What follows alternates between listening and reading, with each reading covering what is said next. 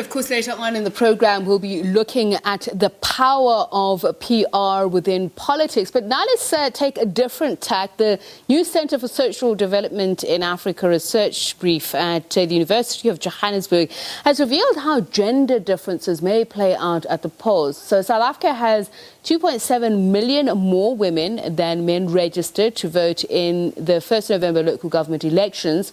That's a difference of 11%. To talk to us about the trends and what we're seeing, Professor Leila Patel, Social Development Studies at the University of Johannesburg, or UJ. Very good evening to you. Thank you so much for taking the time to speak to us, Professor Patel. Firstly, these figures reportedly reflect a trend first identified in 2006. What were the findings initially, and what do they tell us about women and elections?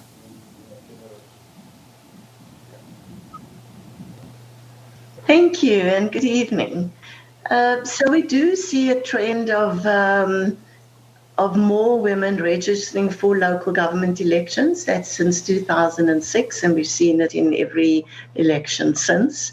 So that certainly augurs well for a more equal society and for increased participation of women in elections. And that, we think, suggests that there is a greater commitment, an intention to vote. But of course, it will depend on whether those women who have registered will be able to be pulled out by their parties to come to the polls next week. Do share with us what you've seen. Do men and women prefer different parties when it comes to voting at local government level? You can take us through the figures, but crucially, which factors explain the differences? Mm-hmm. So it would seem that men and women have different preferences for political parties, but the differences are in some cases quite small, like 5 or 6%. We see in the St. Ipsos poll that it was 6% for the DA. More women would vote for the DA than men. But the EFF has had a huge increase since we last did our research at the same time last year, when it was 3% more men favoured or would prefer the EFF. And right now, the figure stands, according to the Ipsos poll, at 14%. More women favoured the ANC a year ago, but we see now that as the elections coming closer, that there are no differences between men and women in their party choice for the ANC. So I think that's interesting to see as far as the party preference is concerned. But if we look at what are the reasons for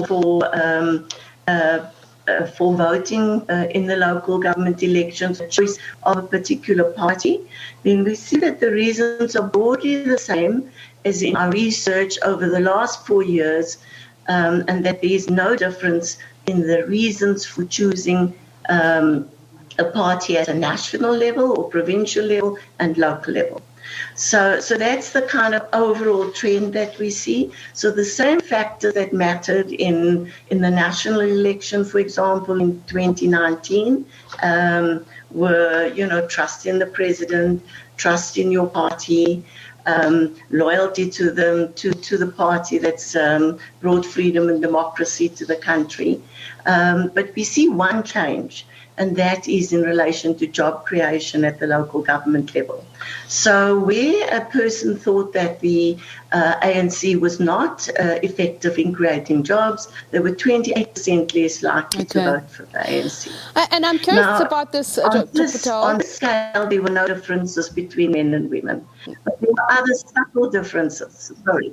Okay, so you have mentioned that there's been a slight change from, say, I think what you're talking about is what the Ipsos poll saw in 2019, November and December, and of course it's 2020. But I am curious, you did mention those that voted for the EFF or the ANC and those that chose. I want to talk about gender differences. For instance, with the EFF, we've seen a lot of youth present at not only the campaigns but on social media spaces talking in favor of them.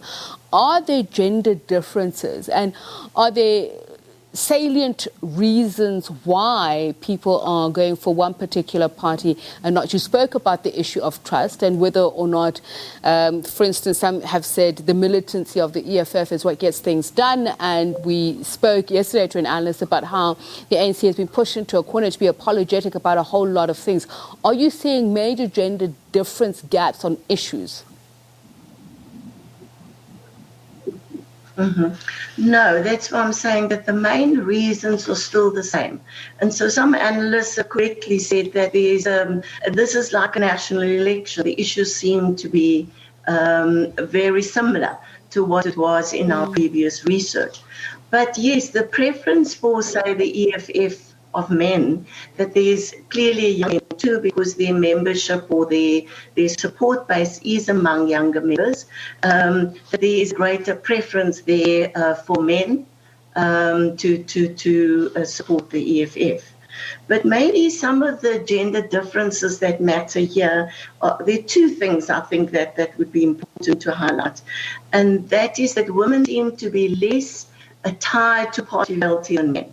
So what we mean here is if we look at the 4 years of trends, and here we are specifically about local government elections and their preferences, we see that the changes from the Zuma administration in 2017, when large portions of women moved their support away from the ANC, and then when the Ramaphosa presidency because we have run out of time, Dr. Patel, I need to ask this question very quickly. How did you collate the data? Where did you collect it? And did it give you any indication? This is the first time we have as many independent candidates.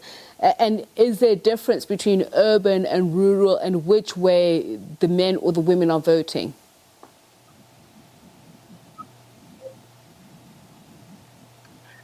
No, we didn't analyze by urban, rural, or by province for that matter, but ours is a nationally representative survey, and the sample is representative of all South Africans, but people also with low and middle income. Okay, thank you so much, Professor. So I think that provides